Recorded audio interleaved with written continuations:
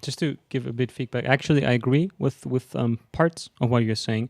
I don't think that as we think about interdisciplinarity that we should distinguish too much, because if we think about how design schools worked 15, 20 years back, it wasn't so much as design thinking as it is now, and it wasn't so much about integrating psychology or anthropology and thinking about the human condition, but it was very much about old school design. And even if you think about the Italian school, it's very much about, being drawn back into that dark room and drawing and then coming up with the idea.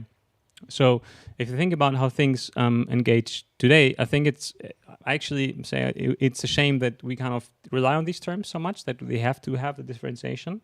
And the original idea for design thinking, from my perspective at least, was always combining social science with design, and combining that, bridging the gap between, let's say, there is McKinsey and then there is IDEO, and bridging the gap in between. So bringing those things together. So if you have, depending on how you think, it doesn't really matter as long as you can engage with the process and the methods. And I don't think that we should classify people as business thinkers or designer thinkers or in any kind of way, because at the end of the day, it depends on how you kind of engage in it. Well, I just wanted to make a couple of points when you were talking about social sciences. And before being in the MHMK, I was in Switzerland at a very, very prominent design school. And one of the things I realized that in Switzerland, you cannot do your PhD in design. Okay. So why is that? Because it's so hooked to a brain, to a craft, and it did not reach that level to become a social science. So what can the architects do, and how come we can't manage as designers to get in that same direction? So I think there is an absolute shift of thinking is necessary. Oh.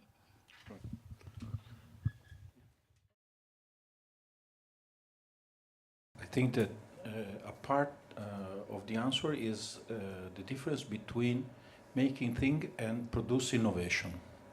In my opinion, we are talking so much of doing new things, but not of doing real innovation. So designerly way of knowing, produce, in my opinion, innovation. Not only new things, not only beauty in this sense. Not only. We hope to, but not only. So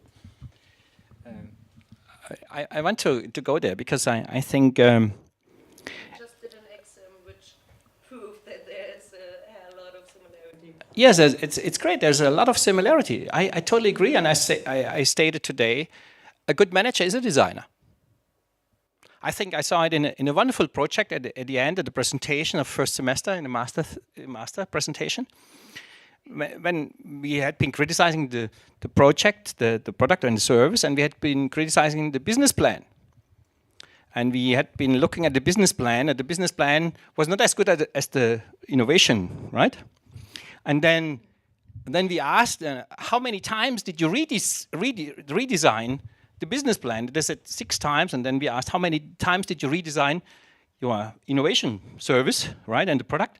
They said 16 times. And I think this was the answer. It was pretty clear that it was designing a business plan is a designing process. It's a, there is no, and I think that the problem is that, and I think there is a shift in the moment. For that reason, for me, being here at this place and not another one was one of the decisions, because we have not management and design divided into faculty. It's a huge advantage here. But I tell you, it takes us also years now in order to overcome the divide in the head. Because we hire faculty, they are coming from they have a background, they did a PhD in management, and they have not made always the switch. And we had a lot of designers in the beginning. They didn't want to have, want to have to do anything with managers. So this is a divide which happens. So the divide happens in the head. So actually, there is not. Well, there's an, to your point. I can just stand up and point at this poster behind me. If you ever got through this book further than 10 pages, I congratulate you.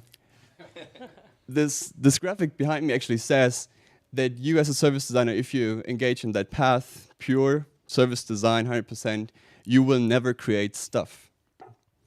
Because the end of this process is a model. It's a theory.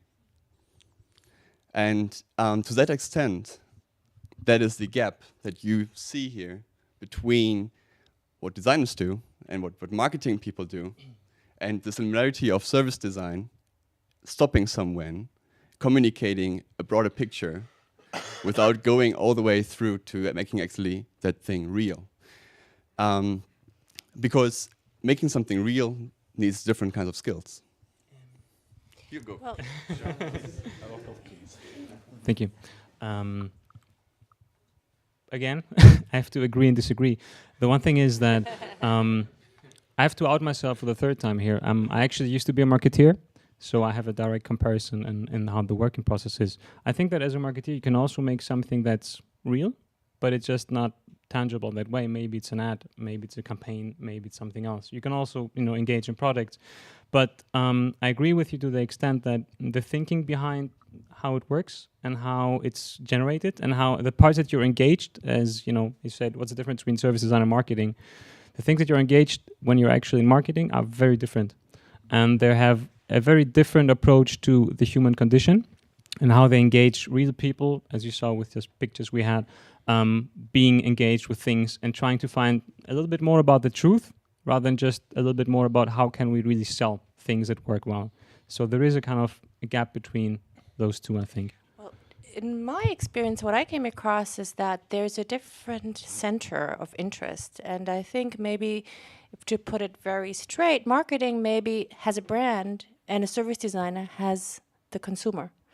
So I think there's a different angle maybe, and I think marketing is shifting. And actually, it's a very good question, because I think there's a big discussion in the service design network going on saying it's actually marketing what we're doing. So there are some provocations out there, but I think maybe it will be the different angle they look at the same thing. Question for everybody. I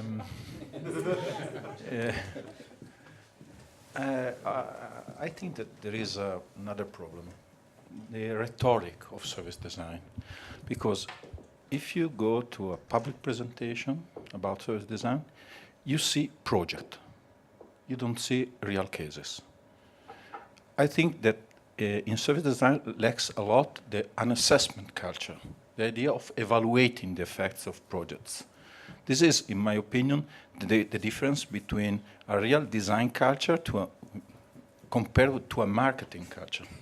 Because you need to evaluate, for example, the adoption of a service, the effects, the economic effects, the social effects. So if you talk about, oh, look at this beautiful project, but could be really different when you release the service and let it work after 1 year, after 2 years. So in my opinion, design could do this job. I don't think marketing could do this job. Actually, just to follow up with an example I like to use sometimes is when I study design and we would design a website or a CD-ROM, at the time that site would launch, our project was over. And I think today it is shifting. This is where my hard work starts. So this is maybe what a design school should understand and bring into context.